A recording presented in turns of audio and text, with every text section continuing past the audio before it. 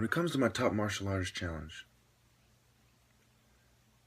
there are over 500,000 people aware, and the most relevant people are aware. I've been contacted by many dojos about it, and they've all conceded in one way or another that they can't win. I've received criticism from several shorter people and their friends saying that I should make it fair for smaller people. That to me is a complete joke. Why stop there? Why shouldn't I do it in a way that makes it fair for midgets or cripples? The disabled. I don't have anything against these groups, but let's just face it.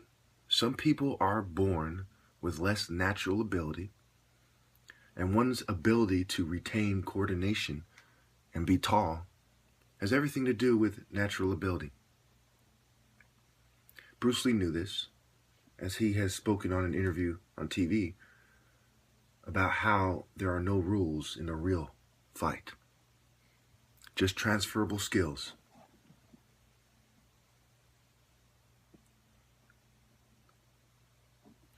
I go over this time and time again, and these people show their dishonor.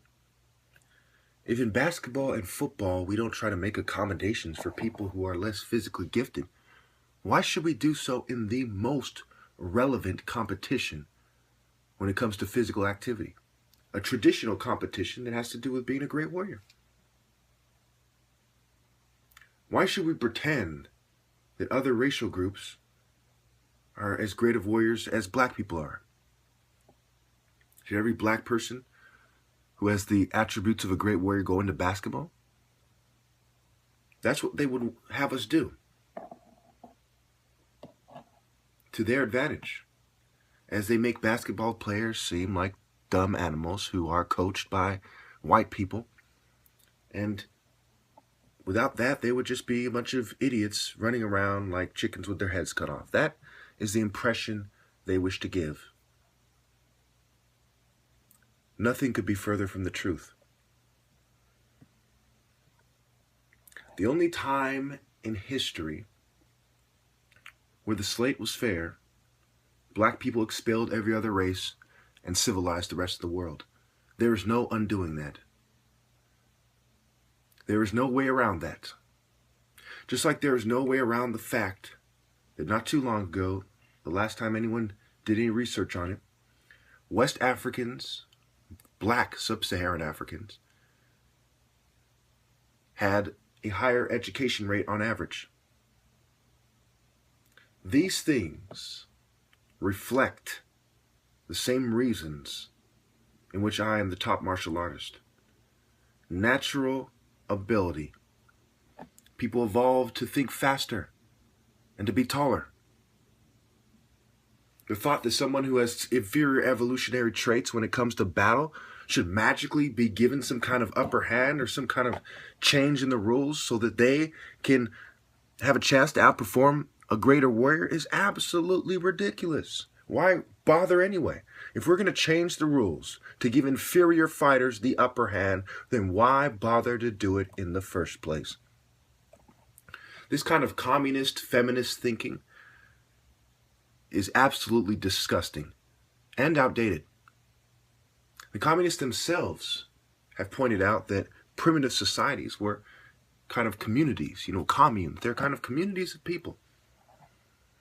They weren't smart enough to know when somebody was more gifted than they were, things of this nature. So they just lived in a way that reflected that.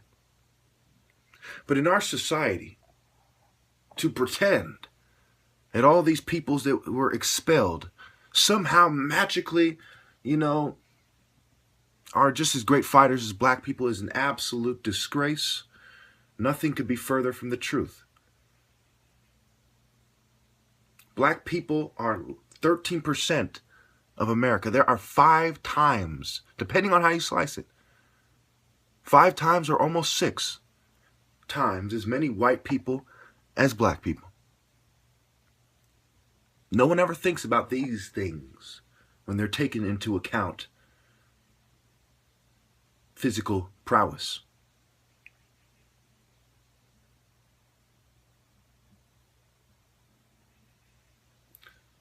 The legends are black people. Muhammad Ali, Michael Jordan, Mike Tyson. The legends in the most relevant sports are black people. That's why I'm so disgusted with the UFC. At first, I thought, this is an interesting competition. It's interesting. But when I started to see more and more people brainwashed into thinking that that is the highest level of martial arts competition, my stomach turned. That is like saying that wrestling is the highest level of martial arts competition or jiu-jitsu competitions. There's a reason why grappling wasn't really emphasized on the battlefield. Watch some videos of people being stabbed to death. How often do you see them wrestling with their attacker? They're usually stabbed once or twice. They fall to the ground, and then they get stabbed a bunch of times. They try to get up and escape. They get stabbed some more, and within a minute or so, they die. Where's the grappling? These are combat arts. These are war arts. I can't stress that enough. The unarmed combat, the open hand forms, they're made to mimic armed combat. That's why it's called the knife edge of the hand, spear, finger.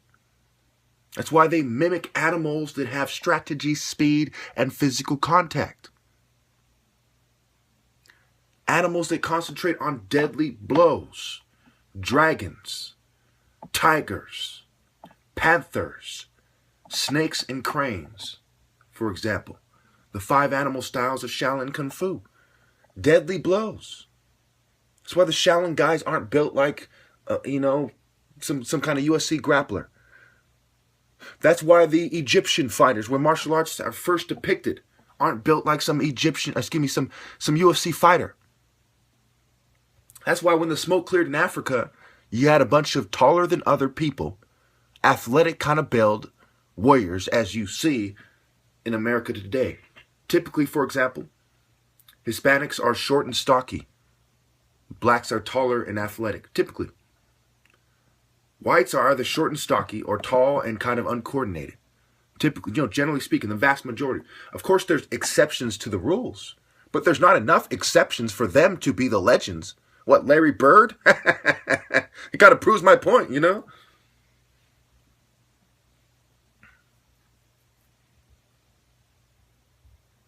Five times as many of them. The best equipment. People massaging their egos. Blacks kept from playing sports for the longest. Segregation. And still the legends are black. 5 times as many white people. And still they could not beat me.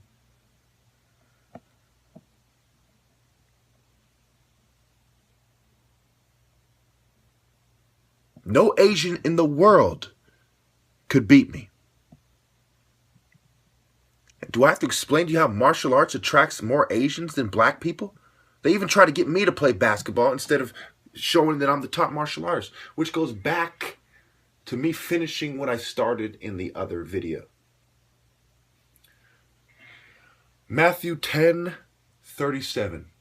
Anyone who loves their father or mother more than me is not worthy of me.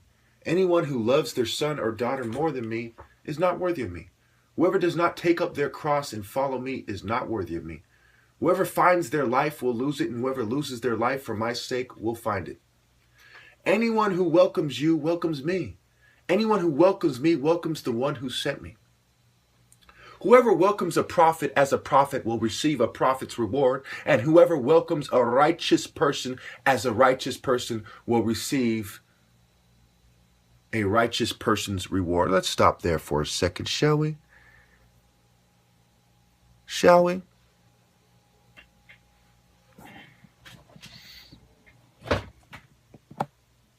First of all, If you find your life in Babylon and you roll with it, you lose your life in the afterlife. Secondly, they did not stand with me. So one way to look at it is they did not welcome me in society.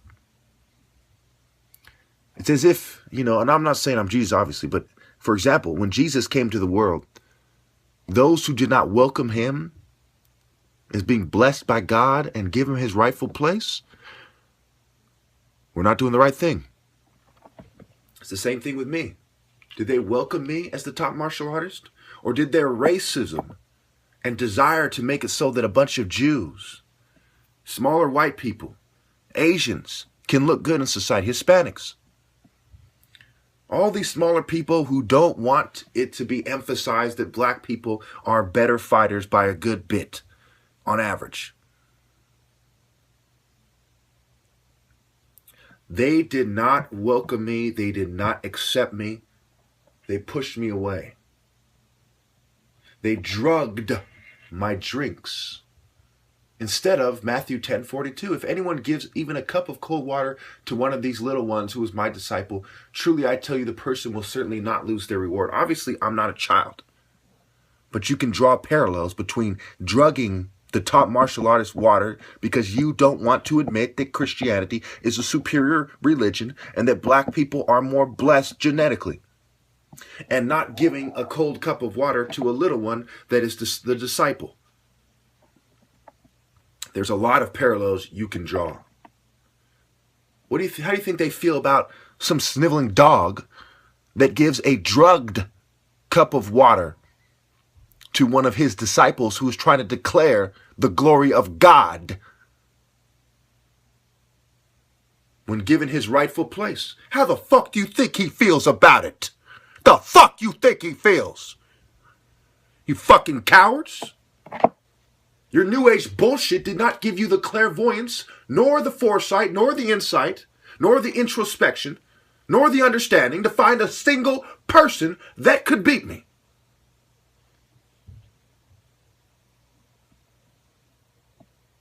That you found thousands of people to argue with me about it, to try to make me seem fucking crazy, but you couldn't find a single one to beat me. All you dogs who claim to be Christians, who did not give me the just wages for over 20 years of superior labor. The wages of sin is death. The wages of being the top martial artist and physical, mental, and spiritual conditioning that you had to undertake in order to be that is being given your rightful place. And it is a bunch of rich ninnies and their little philosophy sharing secret society butt buddies that are denying me my rightful place and trying to get me to pretend that I'm not good.